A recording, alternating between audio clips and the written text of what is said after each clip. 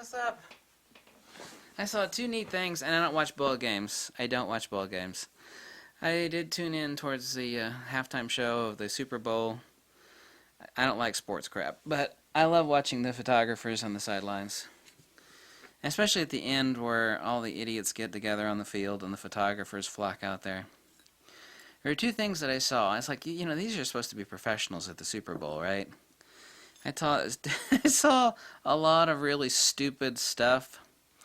I saw all these people that had camera straps dangling, and they were doing this number with their cameras, and the camera strap kept getting in the way, and everybody kept sticking their arm in it. It's like, you don't bring that crap to a ball game. You don't. Black Rapid, my own strap, the best camera strap ever is the one that I designed, and yes, I've made several videos about it already. You don't do that. I saw all these people fumbling with their camera strap more than they were concentrating on taking pictures. Dumb. Really dumb. There's a neat little belt device, too. You can actually hang your camera off of. It locks it, and you pull it out, use it, and lock it back in your belt.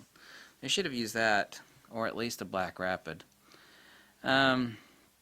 Secondly, towards the end, there were all these idiots gathered around, like the guy holding the trophy or whatever, and there were all these people doing this number with the cameras, and they were bumping.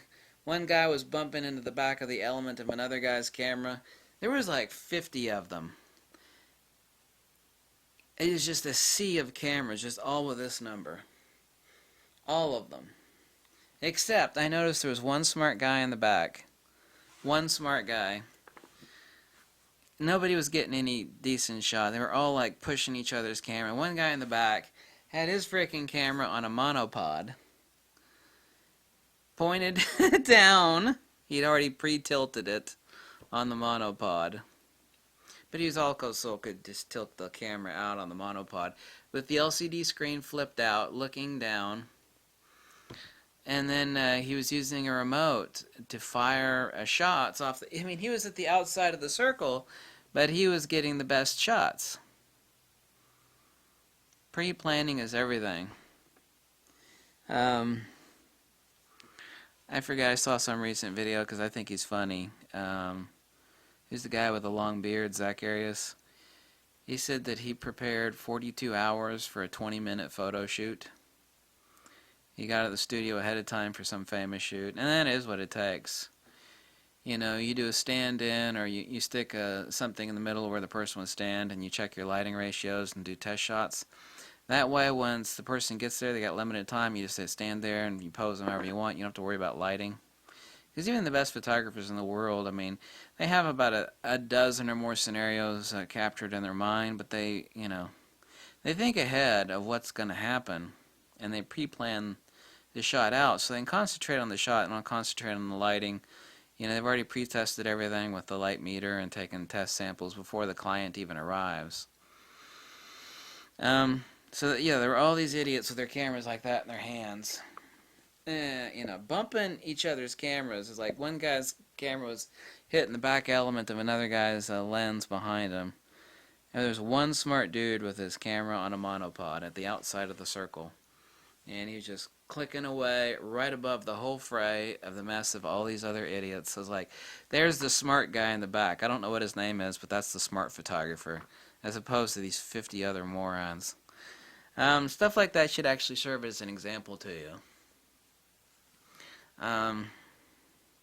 You never want to try to outbeat somebody in photography, because the guys that are trying to outbeat each other are like a bunch of morons that are thrown into a ring. Isn't that like something from that Mockingjay video where everybody gets thrown into a ring and they all got to kill each other? It's like whoever wins.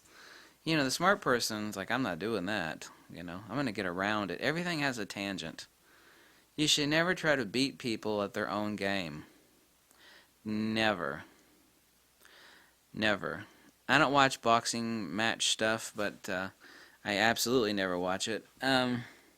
Where's this thing where this some Oriental dude, he beat the crap out of everybody. He's just wham, wham, wham, wham.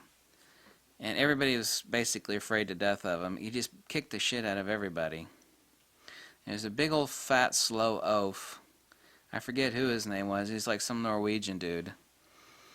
And he figured out how to beat this dude. All he had to use was a few brain cells. This Oriental guy, obviously, he gets you in his strike zone, and bam, bam, ha, ha, ha, you know.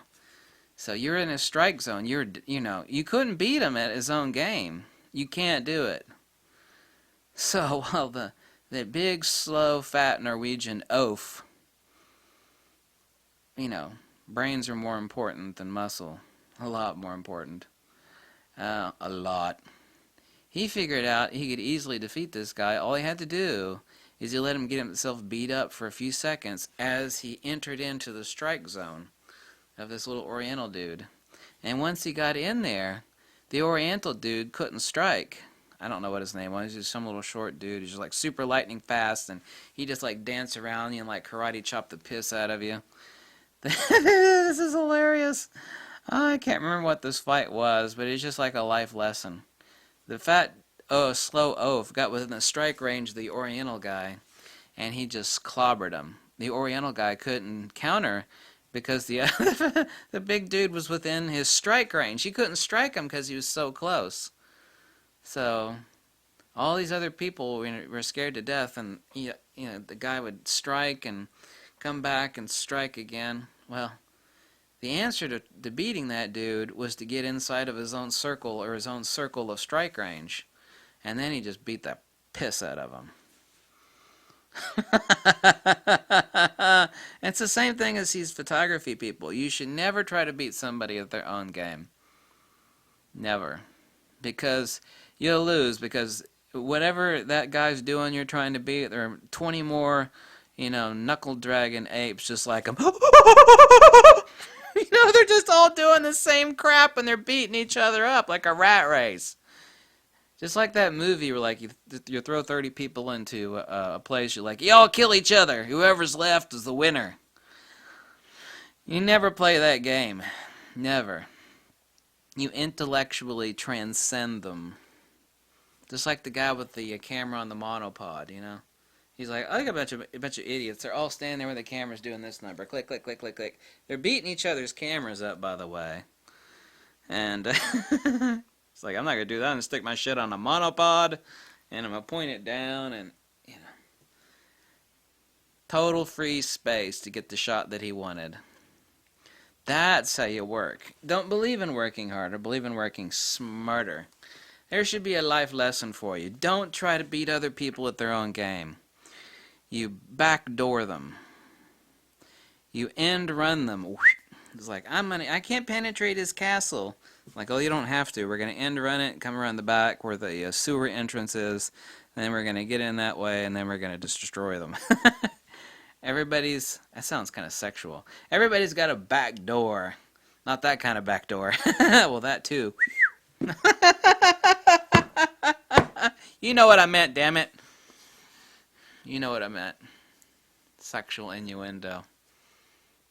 That's the way you gotta work. Hey, you love this cute little Voigtlander. Isn't this the shiznits? Look at that little sucker. They don't make shit like this anymore. Actually, they do. Look at that crap. 50mm f3.5, like an M mount. Oh my god, look at all those rounded aperture blades. Ow, bow, chicka, chicka. Awesome! Thanks for watching so much. Catch you later, and goodbye.